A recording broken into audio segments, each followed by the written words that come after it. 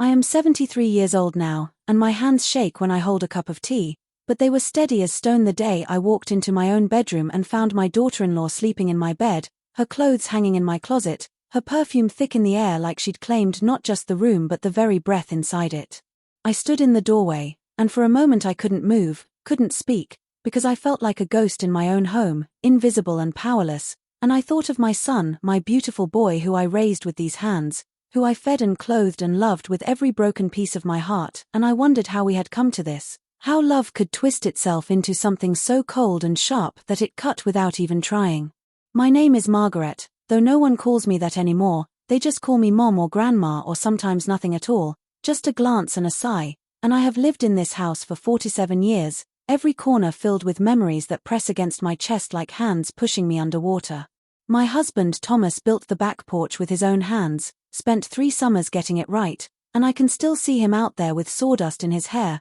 smiling at me through the window while I made lemonade in the kitchen. He died 8 years ago, heart attack, sudden as a door slamming shut, and the house became too quiet after that, too big, every room echoing with his absence until I thought I might go mad from the silence. So when my son David called and said they needed help, that they were struggling with rent and the baby was coming and could they stay just for a few months, I said yes without thinking, because that's what mothers do, we say yes, we open our doors, we make room even when there's no room left inside us.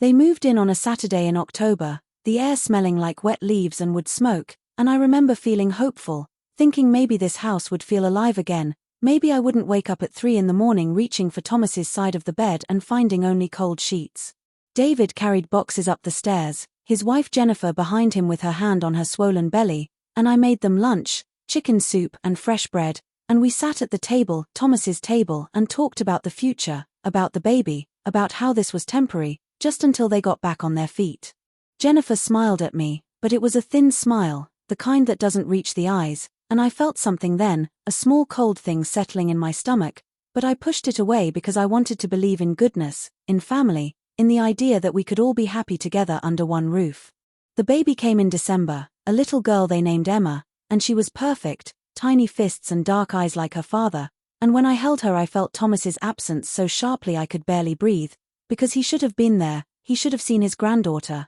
should have held her and made those silly faces he always made with children. I helped with everything, I woke up for midnight feedings, I changed diapers, I cooked and cleaned while Jennifer recovered, and David worked double shifts trying to save money, and I didn't mind, I told myself this was what family meant, sacrifice and love and holding each other up when the world pressed down too hard. But months passed, and the temporary stay stretched into a year, and I started noticing things, small things at first, like how Jennifer would sigh when I offered to help, how she'd take Emma from my arms as if I was holding her wrong, how she'd rearrange the kitchen after I'd cooked, moving things to different shelves with this look on her face like I was a child who didn't know where anything belonged.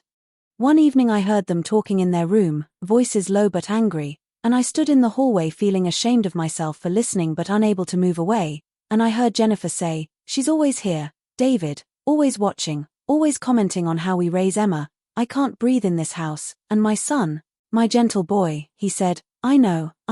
just give it time, we'll save enough soon and we can get our own place," and Jennifer laughed, but it was a bitter sound, like breaking glass. And she said, "Time? We've been here over a year and we're no closer to leaving because we're not even trying, you keep spending money on things we don't need, and your mother keeps enabling you, keeps making it too comfortable to stay." I went back to my room that night and cried into my pillow, quiet tears that tasted like salt and shame, because I hadn't realized I was the problem, hadn't seen that my help was seen as interference, that my presence in my own home was suffocating them. I tried to give them space after that, tried to be less visible, less involved, but it was my house and I didn't know how to be a ghost in it, didn't know how to walk through rooms I'd walked through for decades and pretend I wasn't there. Then one morning I came downstairs and found Jennifer at the kitchen table with papers spread out in front of her, official-looking documents with my name on them, and when I asked what she was doing she looked up at me with this expression I couldn't read and said,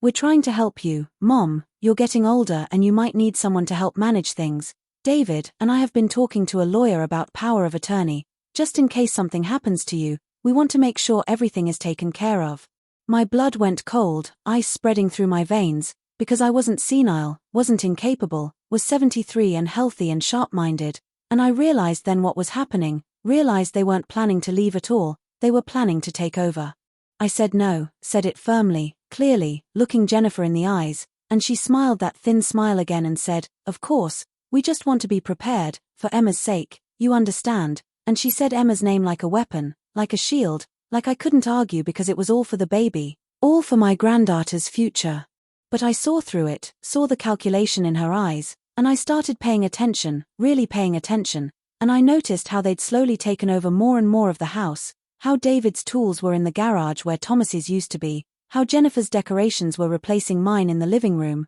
how they talked about our house when they thought I wasn't listening, as if my 47 years here meant nothing, as if Thomas's memory wasn't in every wall and floorboard. The breaking point came on a Tuesday in March, I remember because it was raining, heavy drops against the windows like the sky was crying, and I came home from the grocery store to find the locks changed on my bedroom door.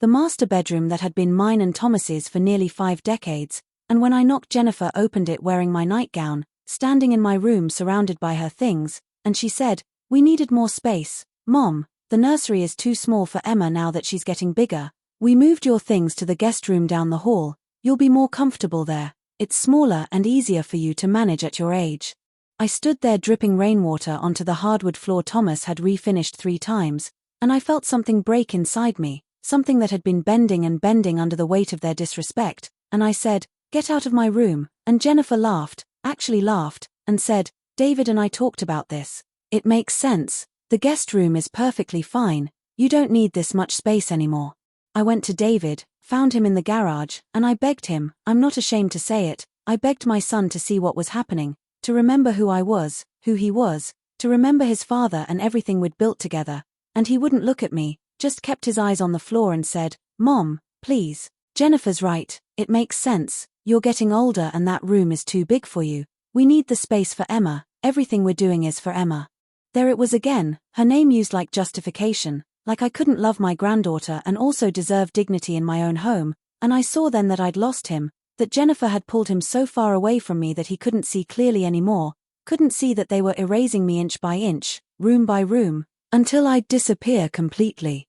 That night I couldn't sleep, lay in the small guest room bed staring at unfamiliar shadows on an unfamiliar ceiling, and I thought about giving up, about just accepting this slow erasure, but then I remembered Thomas, remembered how he used to say that the only thing worse than fighting and losing was not fighting at all. And I got up and went to my old bedroom, their bedroom now, and I stood outside the door listening to them sleep in my bed, in the room where Thomas died, where I'd held his hand as his breathing slowed and stopped, and I felt something harden inside me, something like steel or stone, and I knew I had to act. The next morning I went to the bank, told them I needed access to my safe deposit box, the one Thomas had set up years ago, and inside were all our important documents, the deed to the house in both our names, Thomas's will leaving everything to me, my own will, insurance papers, everything that proved this house was mine and mine alone, and I realized that in my grief and loneliness I'd been careless, had left these papers in a drawer in the master bedroom, had trusted David and Jennifer not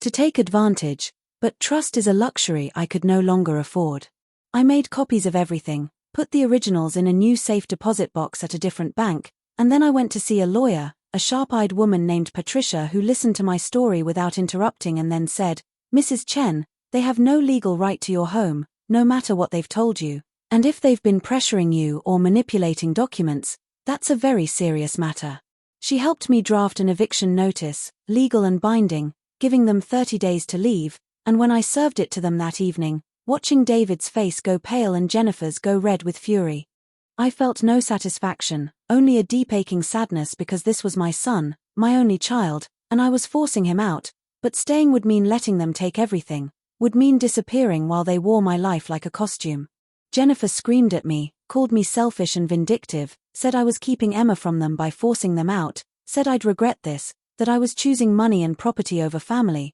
and I stood there taking it, letting the words hit me like stones, until she finally ran out of breath, and then I said quietly, "I am choosing myself, I am choosing to exist, and that's not wrong, that's survival." David said nothing, just looked at me with something like disappointment or maybe grief, and that look hurt more than all of Jennifer's screaming, hurt because I knew I was losing him, that he'd choose her over me, that our relationship would never be the same, But I also knew I couldn't keep sacrificing pieces of myself until there was nothing left. They moved out 3 weeks later, didn't speak to me except when necessary, packed their things in silence while Emma toddled around not understanding why Grandma looked so sad, why Mommy and Daddy were angry, and on their last day I tried to hug David and he let me but his body was stiff and distant, and Jennifer didn't even say goodbye, just loaded the last box into their car and drove away, and I stood on the porch Thomas built and watched them disappear down the street, and the house was quiet again, so quiet I could hear my own heartbeat,